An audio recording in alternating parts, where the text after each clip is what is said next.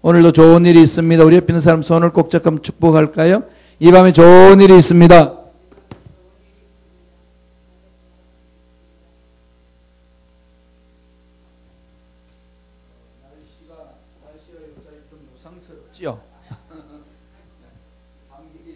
감기 조심하세요. 그래서 지금 감기 걸려가지고 고생하시는 분들도 있고 그럽니다. 자, 오늘은 우리 오병이어의 기적, 너무 잘 아는 내용인데요. 이 부분을 하나씩 말씀을 통해서 살펴보겠습니다. 요한이 하나님의 기적 사건을 표적으로 이야기를 했습니다. 이 기적 사건을 요한이 이제 표적으로 드러냈죠.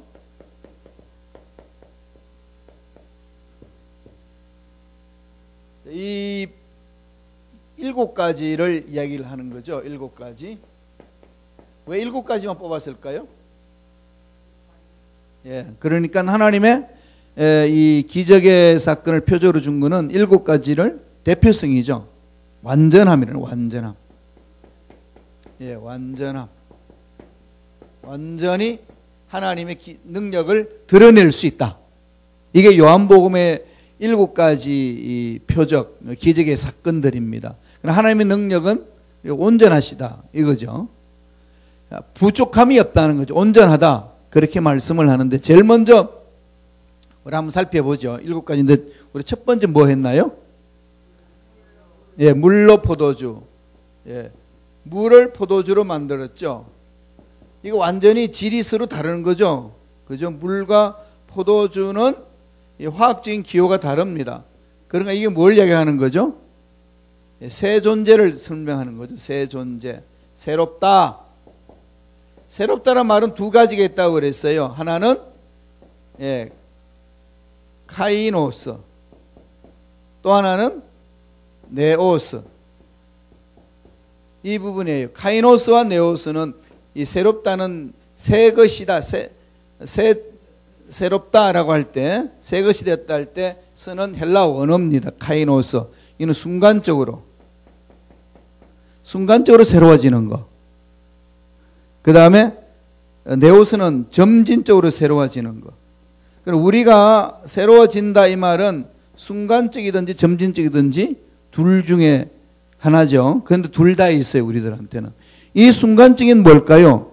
예수님을 믿음으로 순간적으로 하나님의 자녀가 죄를 씻음받은 거죠. 내가 열심히 노력하고 새로워지려고 몸부림쳐서 새로워지는 거 아니에요. 하나님의 자녀가 되는 것은 그냥 순간적이에요. 우리가 엄마 아빠의 자녀가 되는 것은 태어나는 거죠. 뭐 지금 몸부림쳐서 자라서 되는 거 아니에요. 그죠? 태어남. 새 존재가 된다는 순간적이에요. 그러니 물이 포도주가 되는 것은 바로 카이노스, 순간적으로 새로워졌다는 거죠. 그럼 지금 순간적으로 새로워져서 예수 생명이 있습니다. 생명이 있는 저와 여러분들은 또 어떻게 해야 되죠? 날마다 새로워지는 거죠. 날마다 새로워지는 거죠. 이걸 가지고 네오스다. 점진적으로. 그럼 저와 여러분은 지금 해야 될 일은 날마다 새로워지는 것이 몸부림치는 것. 생각도 새로워지고 말도 새로워지고 삶도 새로워지는 거죠. 그럼 문제가 있으면 이제 이 문제를 향하여 다시금 하나님의 눈으로 바라보는 거죠. 여태까지 경험했던 눈으로 보는 게 아니고 하나님의 눈으로. 하나님의 눈은 늘 새롭습니다. 하나님 늘 저와 여러분을 새롭게 만나 주시는 거죠. 늘 새롭게. 그래서 살 수 있는 거 아니에요. 죄를 회개한 것은 기억조차도 안 하시고. 하나님의 앞에 가서 죄를 회개한 자는 온전히 거룩한 존재로 하나님 인정해 주시는 거죠. 이게 확실히 이렇게 믿음이 들어와야 돼요. 하나님이 나 같은 것을 받아주셨다 라는 사실을 내가 수용하는 겁니다. 하나님 날 받아주셨어. 여기까지 머물면 안 되죠. 하나님이 날 받아주셨습니다. 그것을 내가 수용하는 거예요. 그것까지 나아가야 되는 거죠. 그런데 많은 사람들이 객관적으로 끝나버립니다. 하나님은 예수님을 십자가에 못 박혀 돌아가셔서 내 죄를 씻어주셨어. 이걸로 끝나면 안 됩니다. 씻어주셨어. 그러면 내 죄를 그렇게 씻어주셨다는 사실, 정말로 내가 돌아봐도 죄악 가운데 살았던 나인데, 형편없는 나였는데, 보잘것없는 나였는데, 그러한 나를 그렇게 받아주셨어 라는 사실을 내가 수용하는 겁니다. 이게 이제 구원의 확신이고 첫 출발점이죠. 그런 다음에 우리들이 해야 될 일은 어떻게 하죠? 날마다 새로워지는 것. 그렇죠. 날마다 새로워지는. 이 훈련을 지금 저와 여러분들이 하고 있습니다. 그런데 순간적으로 새로워지는 경험이 없으면 날마다 새로워지는 것도 없습니다. 30년, 40년 해도 속는 거지요. 그러니까 영적 전쟁을 쳐야 됩니다. 이 체험이 있으셔야 돼요. 순간적으로. 아, 예수님이 나를 살려주셨다는 십자가 사건, 믿음이죠. 그걸 어떻게 알죠? 이걸 알 수 있는 길이 뭡니까? 어떻게 합니까? 예, 할 수 있는 하나님 말씀이죠. 하나님 말씀에 근거해서 아는 거죠. 하나님 말씀에서 아는 겁니다. 그 다음에 두 번째, 물이요. 물이 포도주 된 것은 순간적으로, 이건 다 뭐가 변화되는 거죠? 질적인 거죠. 그죠? 질적인 변화. 질의 문제입니다. 질의. 제일 먼저 이 부분을 들고 나왔어요. 주님이. 저와 여러분은 신앙생활에서 가장 중요한 부분이 마귀의 종이었다 하나님 자녀가 됐다는 사실.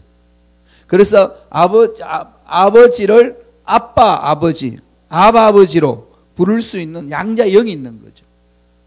이건 어느 누구도 건드릴 수 없습니다. 그러면 하나님은 자기 양자의 아버지의 영을 받은 자는 어떤 상황에서도 건져내시는 거죠. 어떤 상황에서도 건져내기 때문에 우리는 이 마음의 평강과 기쁨과 확신을 가지고 사는 거죠. 그게 이제 물을 포도주로 변화시킨 사건. 두 번째는 뭐죠? 왕의 신하의 아들을 고친 거죠. 병치유죠. 병치유인데 병을 어떻게 치유됐죠? 가버나움에 있는 아들을 가나에서 고쳤습니다. 그죠?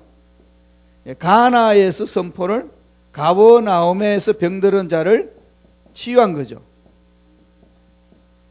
이거는 뭐죠? 거리죠. 거리. 예, 거리, 공간. 하나님은 공간을 다스리시는 거죠. 영역입니다. 천지를 창조하신 거죠. 그죠? 지, 하늘과 땅의 문제입니다. 그런데 질의 문제고 이건 공간의 문제죠. 질과 공간의 문제. 그러니까 이 환경을 변화시키는 거죠. 하나님은. 범사를 일상생활의 모든 영역을 저와 여러분 삶에 있어서. 세 번째가 뭐였죠? 기억나시나요? 다 잊어먹었어요? 지난번에 봤던 거 뭐였죠? 38년 된 병자. 그죠? 이는 거리였고, 신하의 아들, 이거는 신하의 아들. 신하의 왕, 아니, 왕의 신하. 아니, 신하의 아들요. 아들을 취한 거고, 그 다음에 세 번째로는 38년 된 병자. 38년 된 병자를 치유하는 거죠. 지금 여기서 뭘 들고 놓으셨죠? 시간이죠, 시간. 그죠? 시간. 시간을 가지고 왔습니다. 그러니까 하나님이 시간을 다스리시는 거죠. 하나님 우리 인생의 시간을 다스려 줍니다. 시간 문제예요. 이 영원한 세계를 지금 여기에 살고 있는 이 시간으로 결정하신다는 겁니다. 그럼 지금 저와 여러분들이 이 시간에 살고 있는 시간이 얼마나 중요한지 몰라요. 내가 어떤 공간에서 지금 어떤 시대에 살고 있는가, 이건 너무나도 중요한 거죠. 하나님이 선하신 계획 가운데 사는 거잖아요. 그렇기 때문에 내가 처해진 이 공간 그냥 내팽개쳐서도 안 되고, 내가 지금 가지고 있는 이 시간 내팽개쳐서도 안 됩니다. 공간과 시간, 이 부분이 하나님 손에 다스림을 받고 있기 때문에 지금 내가 어려운 상황도, 어려움을 겪고 있는 이 시간에도 하나님은 지켜보고 계시는 거죠. 다스리시는 거죠. 그게 된 믿음의 문제입니다. 그래서 오늘 네 번째는 뭘까요? 예, 오병이어. 5개의 떡과 2마리의 물고기. 오병이어죠. 이 오병이어는 이렇게 해서 몇 명이 먹였다고 그랬죠? 5천 명을 먹고도 남았다고 그러는데 성경은 약 한 2만 명, 그죠? 예, 2만 명이 정도 먹었으니까 이걸 뭘 지금 얘기하는 거죠? 양을 말하는 거지. 양, 수량을 말합니다. 풍성함, 하나님의 풍성함을 계시하는 거죠. 하나님의 풍성함을 계시하는 건데, 지금 이렇게 쭉 요한이 기적 사건을 표적으로 이렇게 예수님이 메시아이심을 표적으로 드러내는 중에서 지금 강조하는 게 뭘까요? 질적인 변화와 공간과 시간과 모든 양 풍성함은 어디 있죠? 주님 안에 있는 거죠. 주님 안에 있습니다. 주님 안에 이런 보화가 담겨 있는 거죠. 그래서 우리는 예수를 잘 믿어야 될 이유가 여기 있는 거죠. 그래서 예수 잘 믿으라고 그러면 뭔가 어떤 이 세상에서 누릴 수 있는 걸 다 포기하는 것처럼만 생각을 하는데, 세상에서 누리는 것을 포기하는 것으로 우리 삶의 신앙의 척도로 되는 게 아니고, 그건 좀 부정적인 개념이고 하나님의 풍성함을 체험하는 겁니다. 하나님의 능력을 체험하고 하나님의 풍성함을 체험을 해서 너무 좋은 걸 체험하면은 다른 거는 시시해 보이는 거죠. 그런 차원에서 세상을 멀리하는 겁니다. 그런 거 여러분 많이 체험하지 않나요? 아주 그냥 멋진 이 광경을 보고 높은 산을 보고 아름다운 이 풍경을 보고 나면은 다른 거는 봐도 시시한 거죠. 시시합니다. 유럽 여행을 하시려면은 로마는 제일 마지막에 보시는 게 좋아요. 왜 그러냐? 유럽은 로마의 축소판입니다. 로마의 그 아름다운 모든 그 건축스라든지 이런 모든 것들이 다 이렇게 모방이 되어 있어요. 전 유럽에. 그래서 로마를 보고 나아가게 되면은 좀 시시해 보여요. 언제 갈까요? 유럽을. 기도해요. 유럽을 한번 가야지요. 그치? 예? 시간이 문제 아니에요. 여러분들이 준비가 돼야 가는 거지. 그래서 기도하고 준비하세요. 그래서 유럽을 한번 가실 수 있도록 하면은, 저는 신학 500주년 기념 행사가 있어가지고 이번 11월 달에 그 초청해서 지금 갈 준비를 하는데 모르겠어요. 어떻게 지금 될는지. 따로 오시든지. 나중에 한번 계획을 세워가지고 한번 가요. 가면은 유럽을 가시려면은 이 전체적으로 이렇게 문화와 역사와 예술을 좀 이렇게 미리 좀 알고 가면은 발걸음마다 의미가 있고 볼거리가 너무 많아요. 그렇지 않고 그냥 좋은 환경과 다음에 역사적인 그런 어떤 건물들은 이만 보면은요 지루해요. 그 건물 갖고 다 비슷비슷. 예, 하나님 힘 주실 거예요.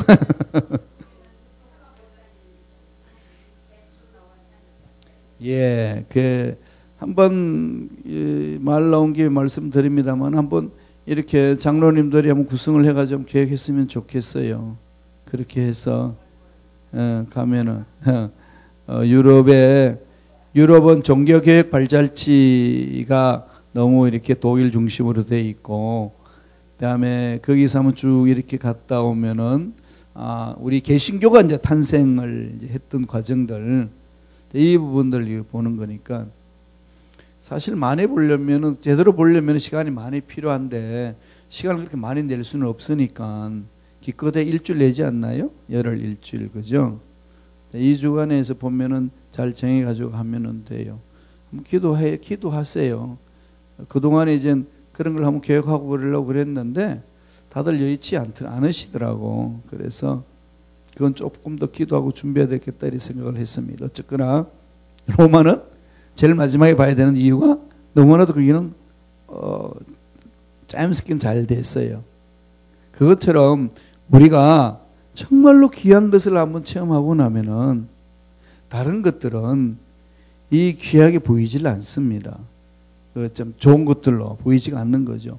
정말로 그냥 보석이, 그러니까 정말 다이아몬드의 그 보석을 가지고 있으면은 그냥 자재구리한 그런 것들 작품들은 그렇게 특별히 뭐 와닿지도 않지 않습니까? 정말 귀한 걸 보면 되거든요. 하나님 나라를 이루고 하나님 앞에 신앙생활을 하는 것은 그런 거예요. 그래서 보아 비유를 하는 겁니다. 한 번 더 말씀드리면은 농부가 땅에서 농작을 땅을 일구다가 금광을 발견을 했습니다. 그 금광을 발견하면은 그거를 살려고 온 재산을 다 갖다 바치지 않겠어요? 아니까. 그래서 쓸모없는 밭대기를 살려고 하는 그 종을 볼 때에 주인은 말이 안 되는 거지. 인생을 살아도 그렇게 사냐. 네가 그렇게 사니까 이때가 종이다. 늘 이렇게 말하는 거죠. 그런 이야기를 해도 종은 자기가 일고는 밭대기에 금광이 있다는 걸 아니까 그걸 어떻게 하든지 자기 걸 만들어야 되는 거죠. 하나님 나라는 그런 것이라고 예수님이 비유로 우리한테 설명을 해 주셨습니다. 그런데 그게 없으면은 신앙생활은 다 하지 마라. 세상에서 떠나라. 세상에서 뭐 즐거운 것은 즐겁게 살지도 말고 매일 이런 것만 해가지고 자기 삶을 올가 매는 것처럼 느낍니다. 그 마귀 장난이라는 거 아셔요? 여러분 정신 차려서 신앙생활 하셔야 돼요. 하나님의 나라는 이렇게 풍성합니다. 보세요. 이걸 맛보는 게 신앙생활이거든요. 하나님 나라는 여기서 출발하는 거죠. 이걸 맛보고 나면 다른 게 보일까요? 세상 것들이 시시해 보이는 거지. 그래서 세상을 밟고 일어서는 겁니다. 왜 자꾸 거꾸로 하려고 그러잖아요. 거꾸로 하려고 그러면 얼마나 힘들겠어. 이게 돼요? 안 되지. 그래서 자꾸 작심삼일되는 겁니다. 안 되는 거예요. 넘어지죠. 그러면서 늘 자기는 육체를 복종시켜야 된다고 그러고 한숨만 푹푹 쉬고 있어. 나는 원래 안 되나 보다 그러고. 방향을 바꿔야 돼요. 완전히 바꿔야 됩니다.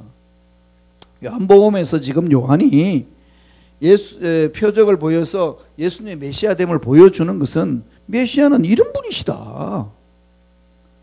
우리가 믿는 예수님은 이런 분이시고 이 일을 하신 분이고 우리들 이런 걸 체험하면서 주님을 따라가는 거다. 그런 거죠. 사도 바울이 세상에 좋은 거 다 가지고 있었잖아요. 그 당시 가말리엘 문화성이라는 것은 정말 훌륭한 학자 밑에서 공부한 사람이니까 대가입니다. 젊었어요. 그리고 위치가 확보되었습니다. 바리새인 중에 바리새인이고 유대의 교회에 있어서는 최고의 학부라고 자랑하는 거기에서 공부했고 출신이고 위치가 확고하고 장래가 완전히 촉망받는 그냥 비상해 갈 수 있는 그런 삶이 그게 전부인 줄 알았습니다. 그러니까 목숨 걸고 그 일에 달려들었는데 그런데 목숨 걸고 달려들었던 그곳에 거짓이라고 파헤치려고 갔더니 진짜가 거기 있었던 거죠. 그 진짜를 봅니다. 진짜를 체험하니까 뭐라고 그러죠? 나는 배설물로 여긴다. 그게 무슨 말인지를 깊이 이렇게 묵상하셔야 돼요. 와, 결단력이 대단하시다. 이렇게 하면 안 됩니다. 아, 결단력이 대단하게 그렇게 막 세상 그 배설물로 여기고 막 그랬구나. 결단력으로 되는 거 아니에요, 그거는. 뭐죠? 이거예요. 이러한 것을 하나님 안에서 만남의 사건이 있을 때에 생각이 180도로 바뀌는 거죠. 내 마음 중심에. 계속해서 지금 7가지를 완성시키잖아요. 질적인 문제, 질의 변화의 문제, 다음에 거리 공간을 초월해서 역사하시는 하나님의 역사의 문제, 시간을 초월해서 역사하시는 하나님의 은혜 문제, 우리 과거, 현재, 미래 모든 것들을 다 총괄해서 하시는 오병이요.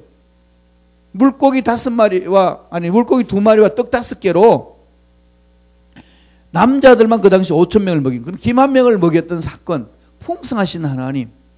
지금 우리는 풍성하지 못해서 쪼달림에 있지 않습니까? 그럼 풍성하신 하나님을 만나면은 그런 부분들은 해결된다는 거지요. 이런 체험이 있느뇨? 이런 부분 아니겠습니까? 그래서 오늘 오병이어 기적 한번 보죠. 오병이어 기적을 일으킬 사건 때는 예수님 말씀을 전하시다가 들에서 이제 말씀을 이렇게 전하는데 저물어서 어디로 뭘 해야 되느냐?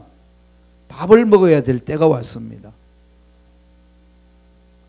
그런데 그 밥을 먹어야 되는 상황을 예수님은 그 사람들에게 긍휼한 마음을 가지고 제자들에게 명령을 합니다.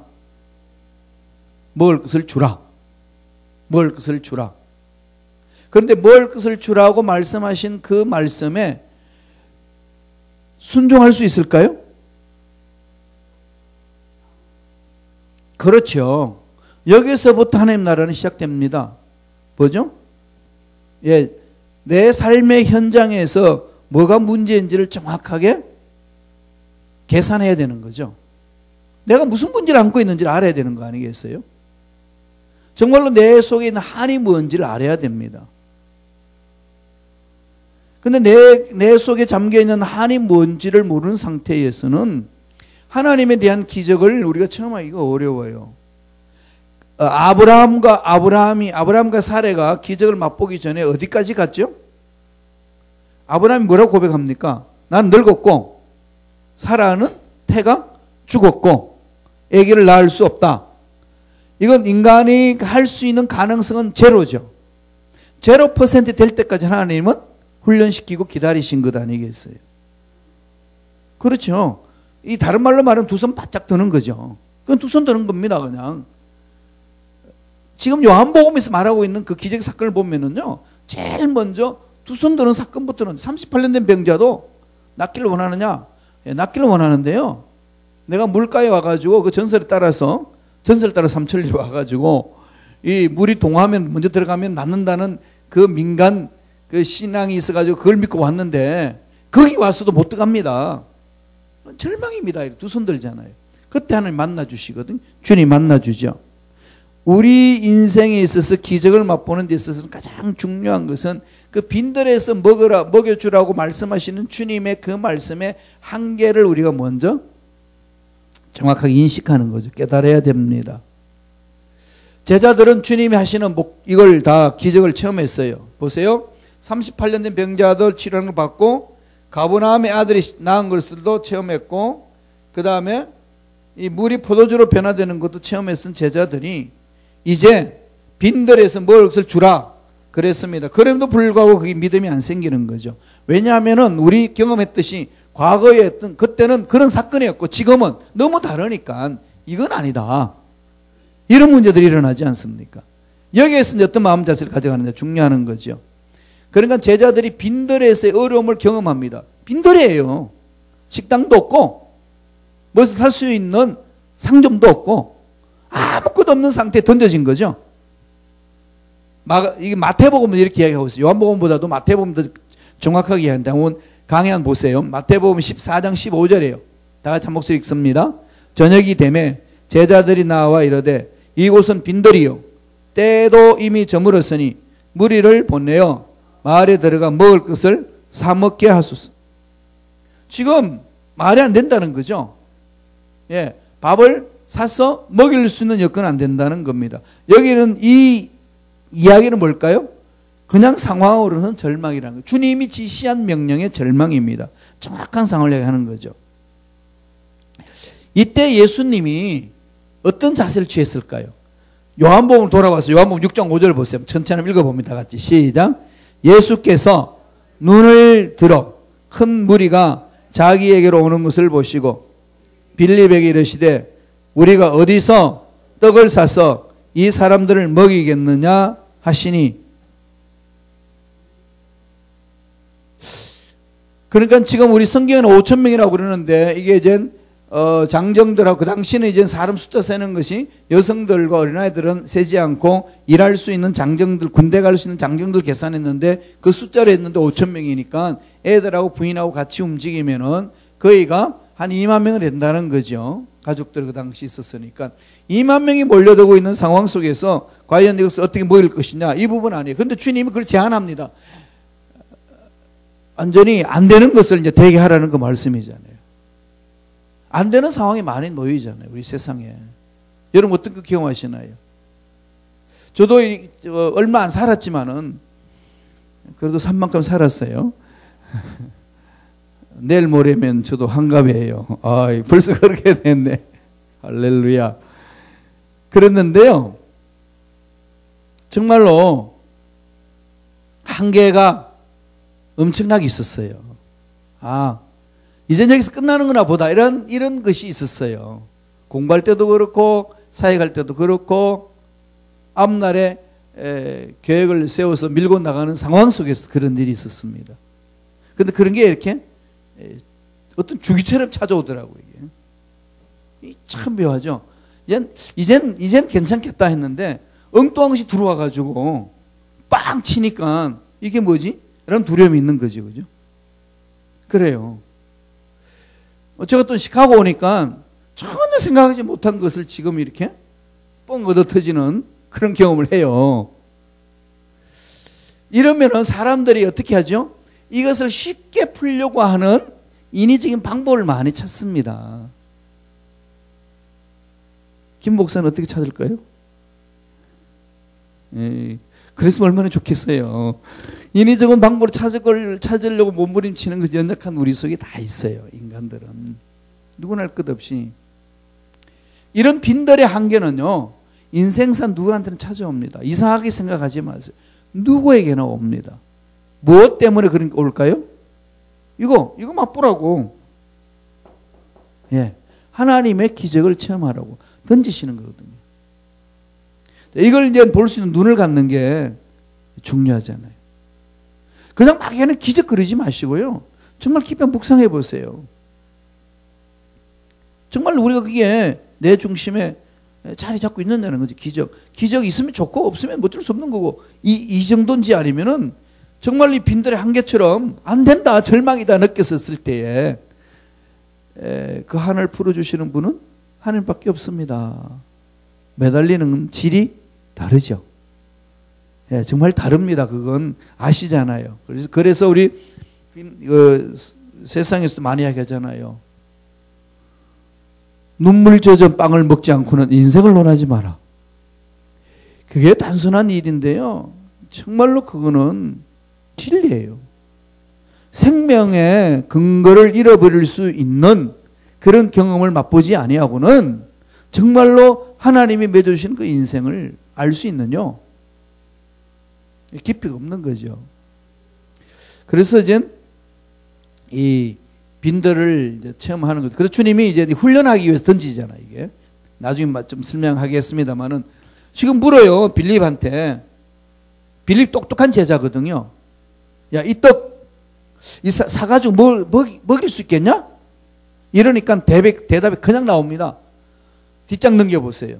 잘 하시는 말씀입니다. 하나씩 한번 묵상하면서 가보죠. 빌립이 대답을 요한복음 6장 7절에 다 같이 한 목소리 읽습니다. 빌립이 대답하되 각 사람으로 조금씩 받게 할지라도 200데나리온이 떡이 부족하리다. 몇백만 원이 된다는 거 지금 현재로 말하면은 조금씩 먹여도 몇백만 원이 되는데 그게 우리 수준이 몇백만 원을 그걸 덜판해서 푼다고 그런다 할지라도 돈도 없거니와 돈이 있어서 푼다 할지라도 어디에서 사오느냐는 거죠. 빌립의 이제 계산법을 한번 보죠. 빌립이 지금 말하는 게 뭐죠? 조금씩 받게 할지라도 200데나리온의 떡이 부족합니다. 지금 빌립이 계산하는 게 틀렸나요? 맞나요? 맞죠? 맞는 거예요, 이건. 그죠? 틀린 거 아닙니다. 맞아요. 분석해야지. 어떤 상황이 있는지 알아야지. 아브라함도 자기가 아기를 낳을 수 없다는 사실을 정확하게 알았습니다. 뭐 어떻게 하면 되겠지 이게 아니고요. 이건 안 된다 라고 딱 결론 내는 부분에서 출발하는 거죠. 빌립도 정확하게 합리적으로 계산합니다. 안 된다라고 절망을 해놓은 거죠. 그 반면에 안드레의 계산법을 한번 보죠. 안드레의 계산법 6장 8절입니다. 다 같이 한번 읽어보죠. 제자 중 하나 곧 시몬 베드로의 형제 안드레가 예수께 여짜오되, 안드레가 그 얘기를 듣고 예수님께 오히려 이제 찾아온 거죠. 지금 빌립은 안 된다, 200데나리온의 떡이 부족하리다 라고 한 것이 안 된다 결론 내리니까 그걸 듣고 있던 시몬 베드로의 형제인 안드레가 와가지고 예수님께 묻습니다. 6장 9절이에요. 다 같이 읽습니다. 여기 한 아이가 있어 보리떡 5개와 물고기 2마리를 가지고 있나이다. 그러나 그것이 이 많은 사람에게 얼마나 되겠사옵나이까. 그러니까 지금 이 이 안드레가 계산해서 외치는 것도 안드레도 뭐 하는 소리죠? 안 된다는 얘기죠. 예, 둘 다 안 된다고 그랬어요. 안 되는 것을 정확하게 이야기를 합니다. 그러니까 거기 보니까 이 많은 사람에게 얼마나 되겠습니까? 이렇게 이야기를 하는 그 안드레의 마음도 민감한 거죠. 기적을 이전의 사건들 체험했음에도 불구하고 이게 가능합니까? 이게 지극히 작은 이거 가지고 안 된다는 거죠. 그런데 둘 다 안 된다고 했지만은 빌립의 계산과 안드레의 계산법은 차이가 있습니다. 어떤 차이가 있죠? 빌립은 지금 현상만 분석하고 다음에 안드레는 뭘 찾는 거죠? 되는 길을 찾는 거죠. 안 되는데 되는 길이 없을까요? 완전히 다른 거죠. 바라보는 관점이 완전히 빌립과 안드레는 다릅니다. 그걸 단적으로 말씀드리면 빌립은 뭐가 빠져 있죠? 정확하게 상황 분석은 했는데 하나님의 능력이 빠져 있습니다. 빌립의 계산법에는. 그러나 안드레의 계산법에는 뭐죠? 하나님의 능력이 추가되는 거죠. 이것밖에 안 되지만 어떻게 할 수 있는 길은 주님 안 되나요? 이 제안이죠. 이 부분입니다. 이게 이제 우리가 문제를 만날 때에 우리 신앙의 마음 자세 출발입니다. 이건 너무 중요해요. 이게 우리 살아온 경험이요.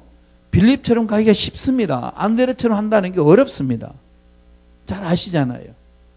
그럼 이거는 날마다 말씀 안에서 내 자신을 돌아보면서 훈련하지 않고는 어렵다는 거죠. 그래서 오늘 이 500의 기적에서 제일 먼저 하나님 우리에게 말씀하신 것은 제일 먼저 뭐 하라는 거죠? 네가 처해져 있는 상황의 한계를 정확히 알라는 거죠. 뭐가 문제였냐? 무슨 한이냐? 이걸 정확하게 파악해야 된다는 겁니다. 우리가 세월이 지나면 되겠지라고 하는 그것하고 이거는 세월이 가도 안 된다는 것하고는요 엄청난 차이입니다. 안 되는 거죠. 절망을 선포하는 거죠. 여기서부터 이제 하나님의 기적을 기대하는 출발점이 달라진다는 것. 그리고 지금 처해 있는 상황을 슬렁슬렁 넘어가지 말라는 거죠. 두 번째, 3페이지 넘어갑니다.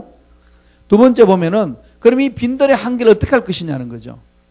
제일 먼저 저와 여러분들은 빈들의 한계를 먼저 계산해야 되고 살펴야 된다는 거죠. 이 빈들의 한계를 계산하고 살피고 난 다음에 두 번째 할 일은 뭐죠? 안드레처럼 가는 거죠. 한계에 주님의 능력을 믿습니다. 하나님의 능력을 받아들이는 거, 능력을 계산하는 거죠. 이것밖에 없는데 한계에 있지만은 빌립은 하나님의 능력도 없이 이것밖에 없어 안 된다고 결론 내렸지만은 안드레는 이것밖에 없지만 그래도 하나님의 능력이 함께 하시면은 될 수 있습니다. 이런 고백이잖아요. 6장 8절 9절 한 번 더 보죠. 다 같이 천천히 한 목소리 읽겠습니다. 시작. 제자 중 하나 곧 시몬 베드로의 형제 안드레가 예수께 여짜오되 9절 읽습니다. 여기 한 아이가 있어 보리떡 5개와 물고기 2마리를 가지고 있나이다. 그러나 그것이 이 많은 사람에게 얼마나 되겠사옵나이까. 이게 아무것도 없지만 있는 게 있습니다 이거죠. 아무것도 없는데 도저히 이 5,000명 즉 2만 명을 먹일 수 있는 음식은 우리 구할 수 없는데 그런데 주님 떡 5개와 물고기 2마리 있습니다. 이건 뭐죠? 하나님의 능력이 하나님 만져주시면은 가능성을 이렇게 잊지 않겠습니까? 라고는 고백하는 거죠. 여기 하나 짚고 넘어가야 될 부분입니다. 물고기 2마리, 보리떡 5개를 이야기를 하고 있잖아요. 물고기를 보면은요, 이게 헬라 원어로 옵사리아로 되어 있습니다. 옵사리아. 옵사리아라는 이 고기는요, 그 갈릴리 호수에서 고기를 잡잖아요. 이 고기를 잡으면은 큰 고기는 가져가고 작은 고기들은 다시 물가로 내보내요. 왜? 더 크라고. 그런데 크지도 않고 작지도 않는 손바닥만한 고기가 있어요. 저기 조그마한 거 있잖아요. 그거. 고만한 거. 손바닥만한 고기를 옵사리아 그럽니다. 그럼 이 고기는 뭐하냐? 그냥 어부들이 물가에다가 버려요. 왜 버릴까요? 고아와 과부들이 와서 주워가라고. 그래? 그 당시는 이스라엘 백성들은 다 전체가 공동체 마음을 가져서 한 형제 한 자매의 마음을 가졌기 때문에 그 세상이 줄 수 없는 것들, 해줄 수 없는 것을 어부들이 일을 하면서 그렇게 합니다. 세 종류의 고기를 자기들이 분류를 하는 거죠.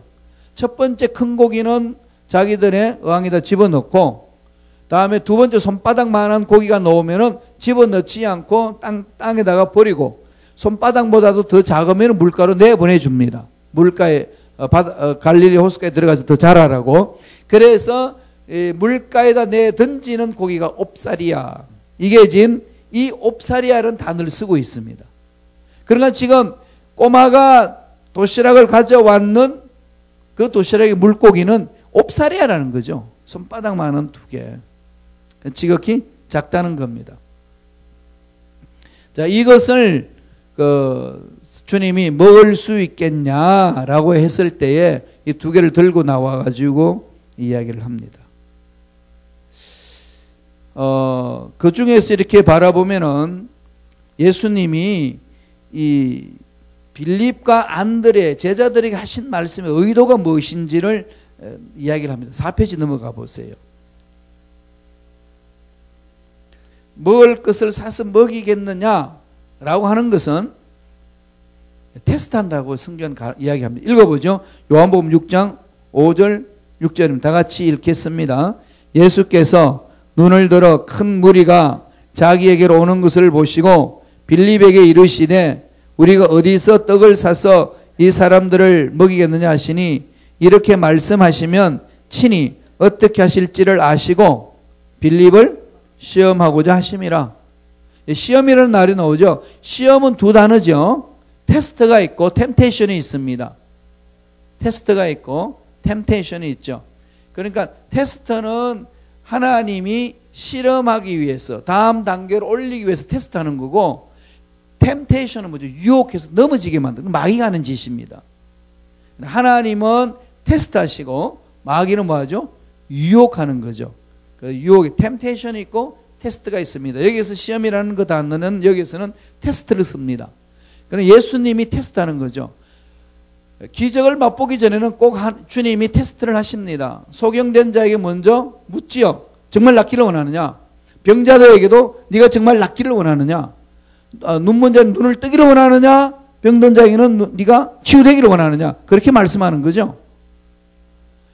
그 왜 그렇게 말씀할까요? 말도 안 되는 건데 확인하는 거죠.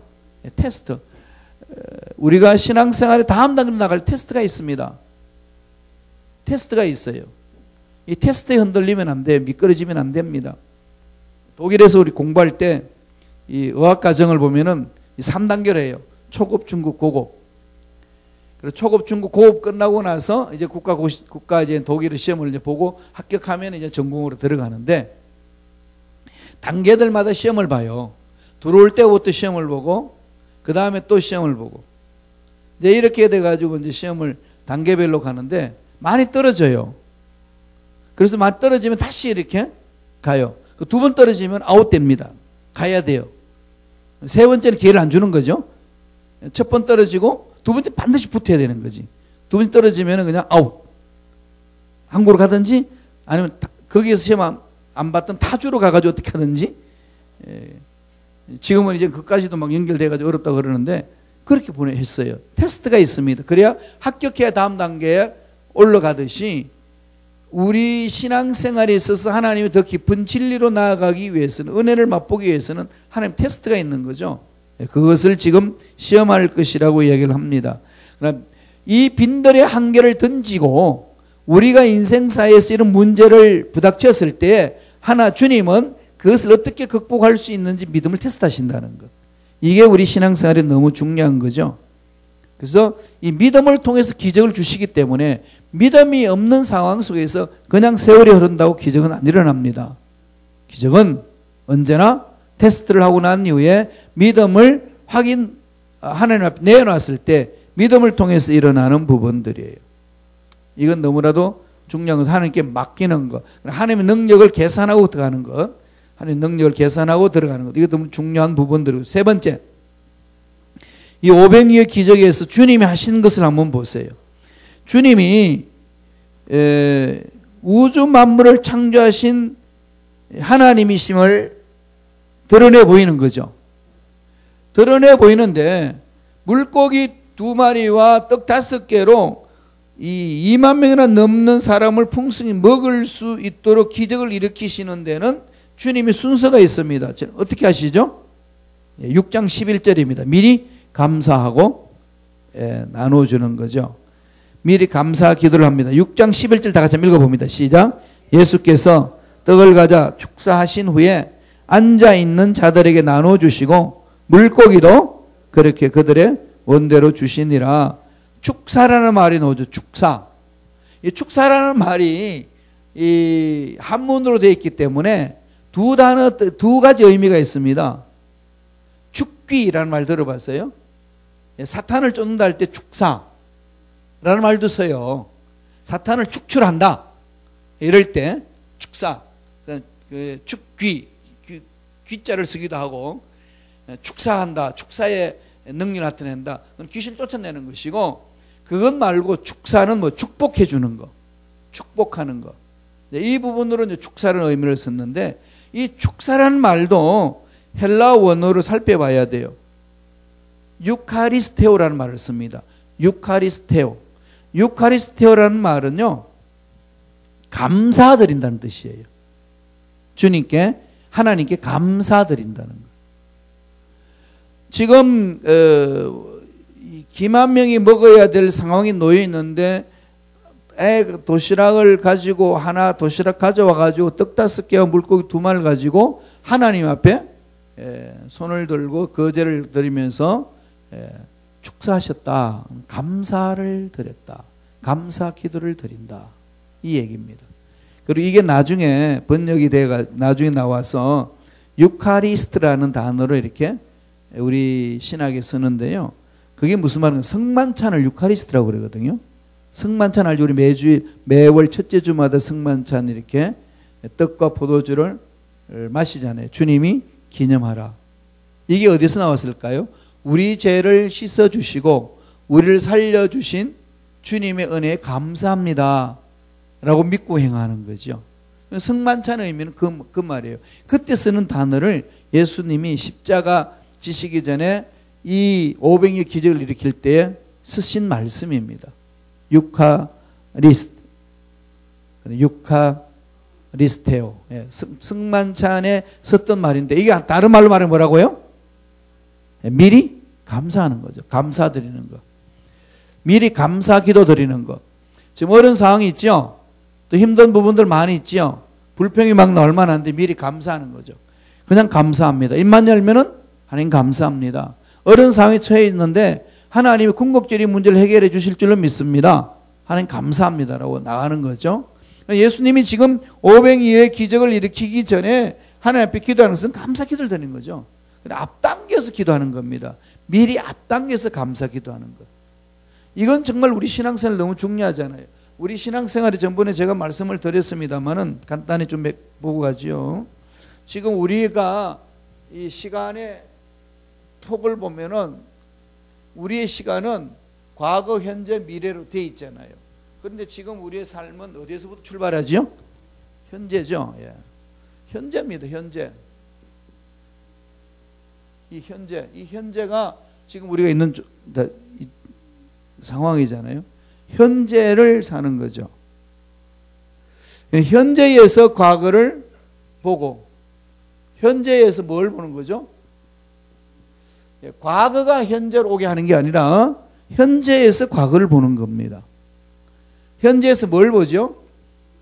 미래를 보죠. 이게 무슨 말입니까? 그러니까 다 미래도 현재에 들어와 있고 과거도 어떻게 되어 있죠? 현재에 들어와 있는 거죠. 그럼 현재 뭐 하는 데인데요? 하나님의 임재, 하나님과의 만남에서 보는 거죠.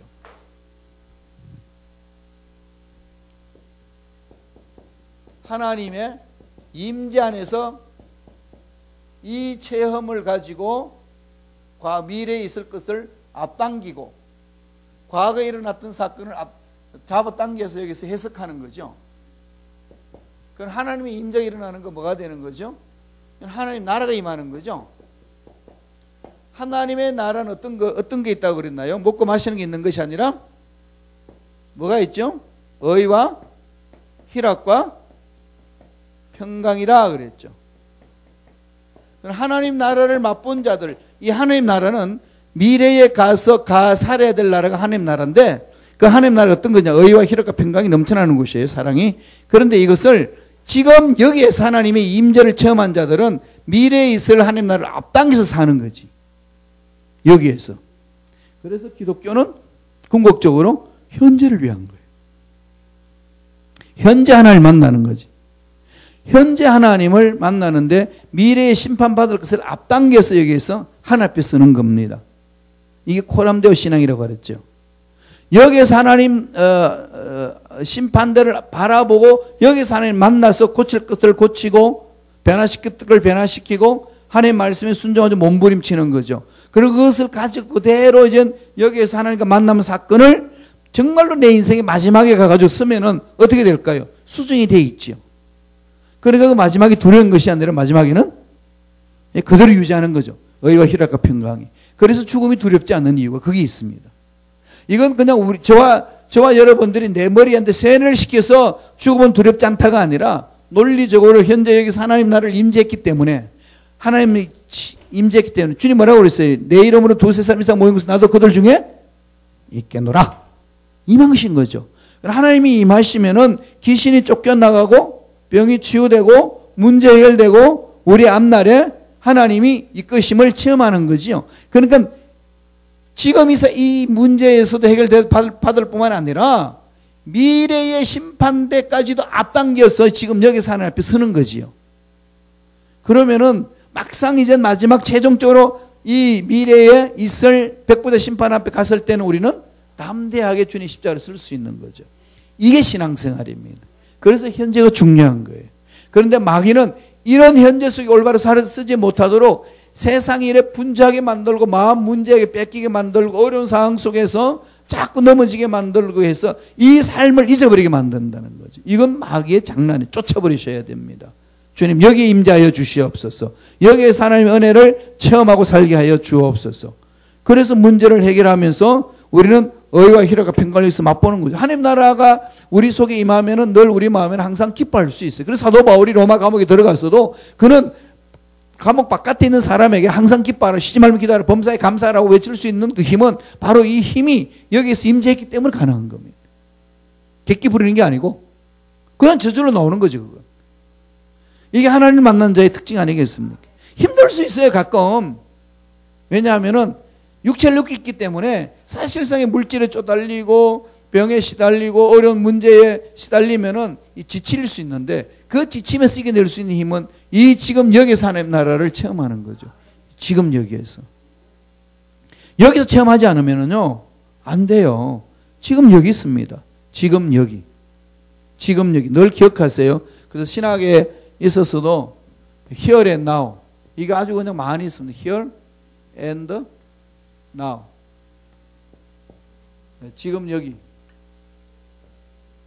하나님의 날은 지금 여기서 출발하는 겁니다. 지금 여기서 맛보지 않으면 안 돼요. 그래서 매 순간 하나님을 찾아올 때는 하나님을 만난다는 확신을 갖고 하나님 은혜를 사모하고 문제 속에서도 하나님이 임재하시는 것을 사모하고 지금 여기에서. 그러니까 예배 드릴 때마다 늘 새로운 거죠. 왜 모든 것이 여기서 출발해 나가니까. 어떤 어려운 문제가 있어도 지금 여기에서의 하나님의 만남에 대한 사건을 체험하는 겁니다. 이게 흐리멍텅하게 되면은 정말로 하나님이 베푸시는 그 은혜들을 우리가 맛보지를 못해요. 그냥 소의 경일기가 된다는 거죠. 목숨 걸어야 됩니다. 이스라엘 백성들이 선지자를 통해서 늘 훈련받고 지탄받고 교육받는 게 뭔지 아시나요? 하나님 말씀에 서라. 그죠? 쉐마 이스라엘, 이스라엘아 들으라 그러면서 하나님 말씀하신 걸 들으라고 신명기 6장에서 그렇게 강조하잖아요. 유대인들이 지금 뭘 강조할까요? 지금 똑같아요. 쉐마 이스라엘. 그래서 쉐마 교회라고 그럽니다. 그들은 하나님 말씀과 더불어 사는데 목숨을 겁니다. 다른 데 목숨 안 걸어요. 그게 목숨 걸어요. 그래서 그들은 어느 나라에 흩어져 있어도 자기 언어를 잊어먹지 않습니다. 그 언어로 말씀을 습득을 해요. 왜? 그게 목숨을 거니까. 그럼 그렇게 목숨을 걸었더니 하나님 어떻게 만져주시죠? 우리 역사 속에 알잖아요. 지금은 아직까지 예수를 믿지 못해서 허우적거리는 인간들도 많고 나중에 하나님이 이젠 그 부분들을 완성시킬 겁니다. 그러나 말씀에 순종하며 나아가는 그들의 삶에 있어서 다시 예수를 믿고 환상 중에 예수를 믿기도 하고 돌아오는 사람들이 지금 많이 일어나는데요.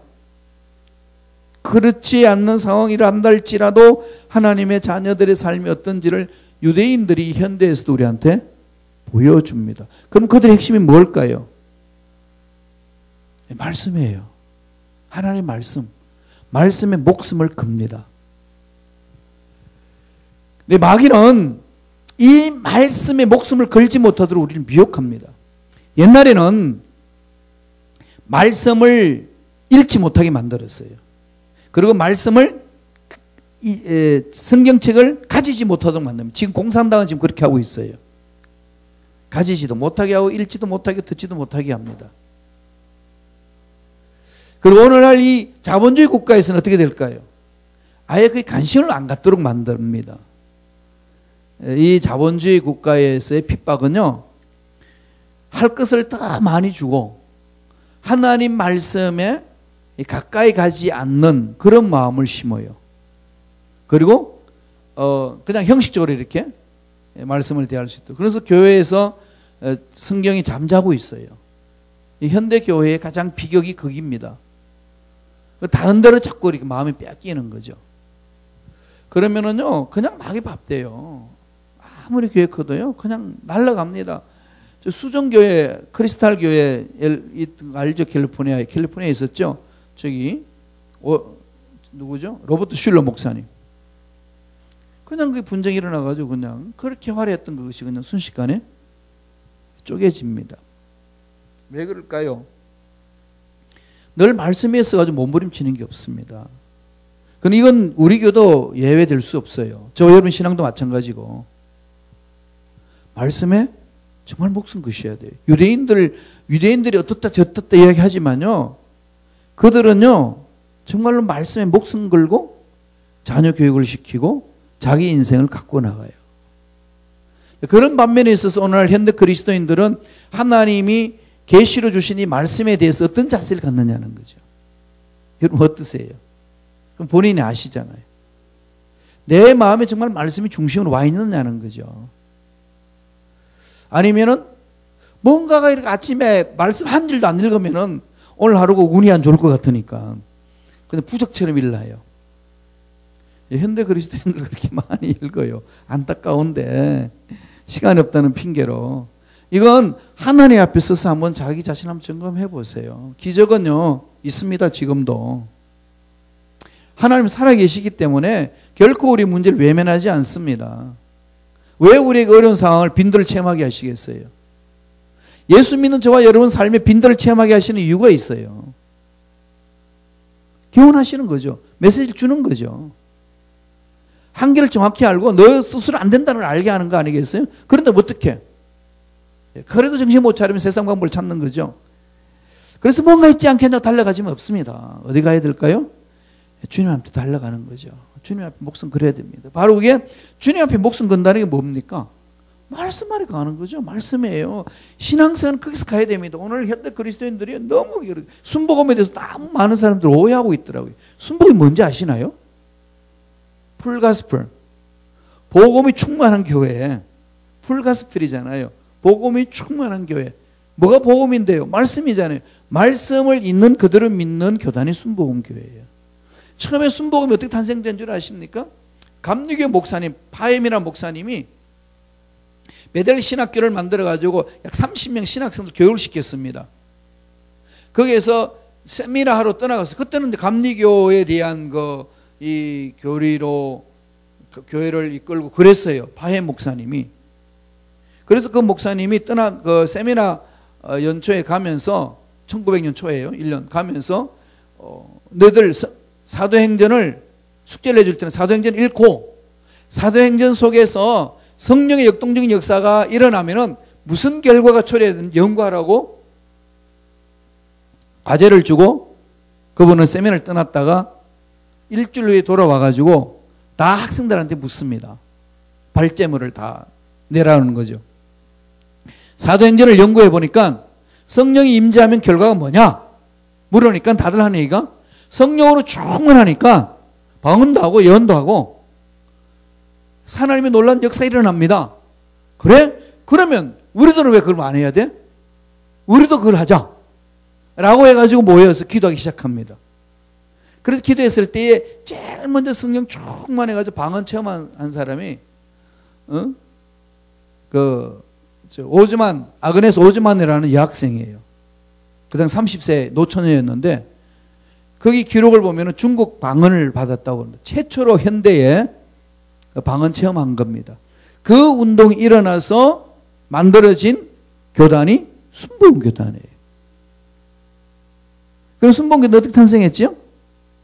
말씀 연구에서 났습니다. 말씀을 연구해서 말씀에 있는 그대로 우리는 살아보자. 그래서 성령 체험하고 성령 체험하면서 일어난 것이 방언 운동이 방언을 하게 되고 예언도 되고 병도 치유되고 이런 운동이 폭발적으로 일어났어요. 그게 1901년도에 베델에서 있다가 1906년도에 LA 아주사 거리 거기서 시무라는 목사가 이 파해 목사님한테 교육을 받고 아주사에 걸로 가가지고 거기에서 사역을 했는데 거기에 초대교회 일어났던 것처럼 성령의 폭발적인 역사가 일어났습니다. 그래서 시작된 게 풀가스풀 처치 순복음이에요. 순복음의 출발은 말씀 연구에서 시작했습니다. 말씀 그대로 성령에 순종하는 것. 그게 순복음이에요. 그럼 오늘날 이 순복음이 많이 와전되어 있기도 합니다. 그러면 말씀되게 하는 거죠. 말씀에는 생명력이 있고 능력이 있습니다. 그러니까 마귀들은 여러분 다 잘 아시잖아요. 성경을 읽으면 그렇게 졸음이 잘 와요. 그리고 성경 읽으면 귀 안 들어와. 소설책 읽으면 잘 들어오는데 이런 게 영적인 싸움이기 때문에요. 아예 성경 자체를 접근하지 못하게 하는 것이 현대 마귀들의 이 전략입니다. 공산당은 아예 성경책을 갖지 못하게 만들고 우리는 지천에 성경이 많이 되어 있지 않았습니까? 이 부분들 이게 지금 오늘 이 시대에 일어나는 문제점이라는 거죠. 그래서 하나님의 말씀대로 순종하는 거죠. 미리 감사하는 거죠. 하나님의 말씀은 우리에게 하나님 나라를 임하면은요, 의와 희락과 평강이 모든 나의 판단 기준과 내 앞날에 개척해 나갈 결정 내리는 것은 말씀의 근거에서 나아간다는 것. 이거 잊어버리면 안 됩니다. 그러면 우리 신앙 절대로 성장할 수도 없고 성숙할 수도 없고 하나님의 기적을 맛보지도 못합니다. 매달리세요. 목숨 걸어야 됩니다. 유대인들이 살아나는 것은 그 힘이거든요. 하나님 깨닫는 영을 주옵소서. 기도해 보세요. 성령께서 가르쳐 주시고요. 성령께서 초자연적인 것으로 여러분들을 보여주시는 겁니다. 미리 감사하게 나아가게 되면은 앞길 막혀 있는 것들도 하나님 은혜 안에서 뚫리는 역사가 일어난다는 거죠. 그래서 사도 바울이 우리 인생에 일어나는 모든 문제 하나님 책임져 주신다. 확신이 있습니다. 왜 체험하고 나니까. 그래서 5페이지 넘어가 보세요. 고린도 교인들에게 편지를 보내면서 이런 말을 쓰면서 이것도 꼭 외워놓으세요. 고린도전서 10장 13절이에요. 다 같이 읽습니다. 고린도전서 10장 13절 시작.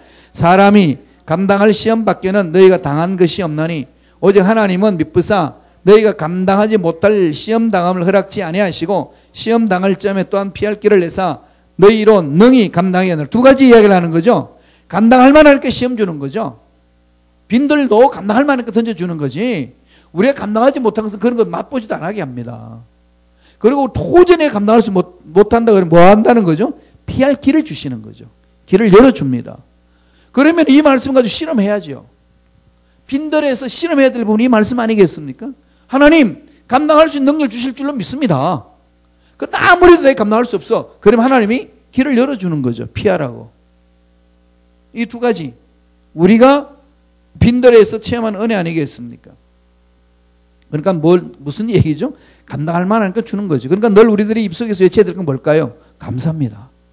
미리 앞당겨서 감사. 있어서 감사는 누구나 할 수 있어요. 내 문제 해결되어서 감사는요, 예수 안 믿어도 합니다. 누구나 다 감사가 넘쳐나요. 그런 사람 인간이라면 감사하지 않을 수가 없는 것 아니겠습니까? 다 감사가 나와요. 그러면 하나님이 생명을 가진 자는 어떻게 될까요? 이 말씀처럼 앞당겨서 감사하는 주님이 가르쳐 주는 거잖아요. 지금 상원 2만 명이 있습니다. 그리고 먹을 음식은 보리떡 5개와 물고기 2마리밖에 없습니다. 그런데 주님은 하늘을 향하여서 감사하는 거죠. 여기에 기적이 있다는 것. 감사가 넘쳐나기를 바랍니다. 매 순간 감사가 있는 그곳에 하나님의 기적이 있습니다. 감사로 기적을 여는 거지요. 그런데 마지막 네 번째로, 아까 방금 제가 말씀드렸습니다마는 순종이죠. 순종. 말씀을 읽고 순종해 보는 겁니다. 무디 여러분 아시죠? 성령 운동을 일으켰던 무디 신학교 지금 아직도 있는데, 그 무디 선생, 무디 그분은 공부도 안 해가지고 영어, 미국 사람인데 영어 문법이 다 틀렸어요. 그러면서도 그냥 틀리는 영어를 하는데도 그냥 사람을 다 뒤집어 놓는 거죠. 이제 그런 분이었는데, 무디가 성경을 읽을 때에 보면은 T와 A라는 글자가 쓰여놨어요. T. 쭉 줄을 치는 거 T. 그 다음에 A. 그게 뭘까요? T는 try. try 해봤다는 거고, A는 approved. 입증됐다. 하나님의 말씀이 내 삶에 그대로 되나 안 되나를 늘 시도하고 도전하고 입증됐다 표시하면서 가는 거죠. 그래서 늘 그 글자를 약자로 새겨놨다는 겁니다. 그럼 하나님 능력 사역자들을 보면은요, 말씀이 살아있어요. 우리도 지금 저와 여러분과 함께 이런 기적 시리즈를 지금 계속 지금 풀고 나가잖아요. 그럼 이걸 한 길로 듣고 하지 말고요, 여태까지 기적 시리즈 해왔던 거 하면 다시 반복해서 자꾸 묵상해 보세요. 그리고 자꾸 몰입하세요. 마귀하고 싸워야 됩니다. 그리고 못하게 하는 마귀하고 자꾸 싸워서 몰입하면은 그 능력이 어느 순간에 내 가슴에 파고들 겁니다. 말씀이. 그건 내 거예요. 그는 당할 자가 없는 거죠. 주님이 먼저 감사하고 선포하고 나아갔습니다. 어떤 일이 일어나죠? 6장 41절 보세요. 6장 41절 다 같이 읽습니다. 예수께서 떡 5개와 물고기 2마리를 가지사 하늘을 우러러 축사하시고 떡을 떼어 제자들에게 주어 사람들에게 나누어 주게 하시고, 또 물고기 2마리도 모든 사람에게 나누어 주시매. 이게 지금 그냥 나눠주라고 그랬잖아요. 나눠줬더니 62절에 뭐라고 그러죠? 다 배불리 먹었다. 그냥 이렇게 싼더미에 쌓여있는 것이 아니라 그냥 먹냐만 나누는 거죠. 물고기 한 마리 주면 또 생기고, 한 마리 주면 또 생기고, 돌아가면서 막 나눠주는데 생기는 거죠. 이게 현대판 이런 기적도 있었어요. 저번에 제가 한 말씀드렸습니다만은, 지금 천국 가고 안 계셔요. 토리 신부님이라고. 한국말로는 대천덕 신부님이라고 그러셔요. 강원도 가면 황지가 있습니다. 거기 예수원이 있어요. 예수원. 예수원을 창립하신 분인데, 그분은 성공회 신학대학원, 대학교, 성공회 대학의 학장이었어요. 성공회 그때 신학교였는데, 미가엘 신학교, 전신이 미가엘인데, 거기 학장 한 7년 하다가 말씀을 연구했거든, 그분도요. 말씀을 연구하고 자기 이젠 가족들끼리 모여가지고 예배를 드리면 늘 원정 가지고 예배 드렸대요. 구역 예배 드리는데. 참 재밌는 집안이에요. 그 할아버지가 여기 무디 선생님하고 같이 성령 운동을 일으켰던 알레 토리 목사님이었어요. 아버지가 중국 선교사를 갖고 그 아들이 한국까지 와가지고 한국에서 선교 사역을 하면서 7년 동안 선교 신학교에 학장으로 있다가 하나님 말씀이 무디처럼 내 삶에 적용해서 되나 안 되나 시험이 아니라 실험했어요. 실험. 트라이 했다는 거죠. 하나님 말씀은 죽은 말씀이 아니고 살아있는 말씀이다. 살아있는 말씀이 내 실생활 속에 들어오면은 내 삶에도 그대로 이루어진 것을 난 믿는다. 나 이걸 체험하기를 원한다. 라고 해가지고 기도하다가 강원도 황지도 가서 아무 연고지도 없는 그곳에서 하나님이 나를 먹여주시고 세워주시고 이끌어주실 것을 확신을 갖고, 물론 이제 기도하면서 음성 듣고 갔죠. 어떻게 됐을까요? 쌀이 없는데요. 이 쌀이 이제 바닥에 다 떨어졌는데, 그렇게 기도하고 아침에 가게 되면 쌀가메가가 집에 이렇게 와 있어요, 앞에. 누가 갖다 줬는지 몰라요. 까마귀처럼. 그렇게 해가지고 이제 그렇게 공동체 일고 나갔는데, 한 번은 토리 신부님이 생일을 맞이했습니다. 생일을 맞이해가지고 이장님 가족만 불렀어요. 같이 파티하려고. 그런데 어떻게 광고가 나갔는지 그 마을 사람들 다 온 겁니다. 그런 음식은 어떻게 했죠? 이장 가족하고 토리 신부님 가져가고 먹을 수 있는 식사만 준비한 겁니다. 근데 사람은 그 마을 사람들이 다 왔어요. 어떻게 했겠어요? 예, 그분이 이제 그 간증을 보면은 똑같이 예수님 하신 방법대로 하나님 현대에도 이런 기적을 주실 줄로 믿습니다. 풍성하신 하나님께서 오늘 이 시간에 우리가 체험하기를 원합니다. 그렇게 간절히 기도하고 나누었대요. 거기 있는 사람들 다 풍성히 먹고 갔대요. 그게 그분이 간증하는 그 기록에 들어 있습니다. 현대판 이 오병이의 기적이 일어나는 거죠. 이걸 왜 우리가 시도하지 않느냐는 거죠. 하나님은 살아계셔서 믿고 구하는 저와 여러분 삶의 주인이 되셔서 찾아주실 줄로 믿습니다. 이게 지금 과거에만 성경 속에만 있는 것이 아니라 현대에서도 믿는 저와 여러분 삶 속에 반드시 있다는 겁니다. 그러니까 지금 여기서 뭐 했죠? 제자들은 주님이 명하신 대로 순종했습니다. 이게 지금 우리가 훈련받아야 될 부분 아니겠어요? 김 목사를 비롯하여서. 참 이런 부분에 우리가 담대히 나가기가 너무 쉽지 않습니다. 그러나 날마다 말씀을 묵상하면서 주님 이 말씀대로 한번 순종을 하고 그런 기적을 맛보기를 원합니다라고 달려나갈 때 하나님께서는 막다른 골목에서 뚫리는 역사를 반드시 주실 줄로 믿습니다. 그 은혜가 넘쳐나기를 축원합니다. 우리 한번 기도할까요? 우리 말씀을 생각하시면서 하나님 우리 삶에도 오병이의 기적을 체험할 수 있도록 하나님 축복해달라고 전전하면 약속의 말씀 믿고 따라갑니다. 말씀에 목숨 걸고 갑니다. 순종하겠습니다. 축복해달라고 다 같이 우리 주여 삼창하시고 통솔하면 기도하겠습니다.